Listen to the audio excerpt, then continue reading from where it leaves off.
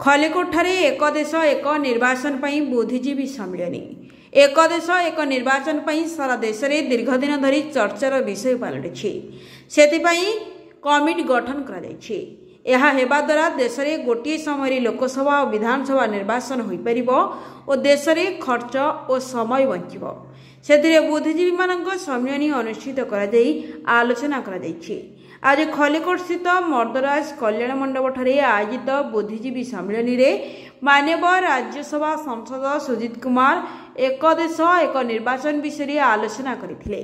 अन्यमानक मध्य आसिका सांसद अनिता शुभदर्शनी, खलिकोट विधायक पूर्णचंद्र सेठी, कविसूर्यनगर विधायक प्रताप नायक, बीजेपी घुमुसर जिला सभापति विजय कुमार स्वाई, साधारण संपादक अनिल कुमार पंडा, संयोजक यज्ञनारायण दास, बीजेपी नेता शिशिर कुमार मिश्र प्रमुख मंचासीन थिले।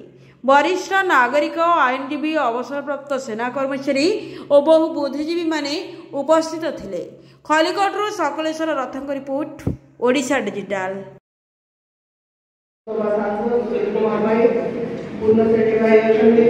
विधायक और सूचनागर विधायक प्रताप भाई, आम जिलार वरिष्ठ नेता अनिल भाई, समस्ते आपण गोटे कथा 2 मिनिट कहि आ सुनिबार धैर्य भी बोधे कारण नाही। कथा होची जे वन नेशन वन इलेक्शन सब प्रकार खर्च मुख्य आ सब बेले कोठी ना कोठी विभिन्न समय रे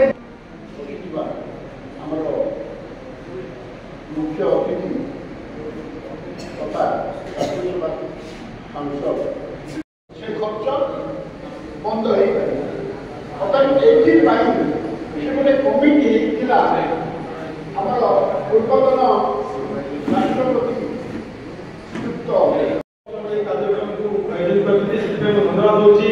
पूर्ण भाई सहित तो आम प्रताप बाबू, शिशिर बाबू, अनिल भाई जिला समस्त नमस्कार। आज बहुत समय बेसी ना चेष्टा करी 15-20 मिनट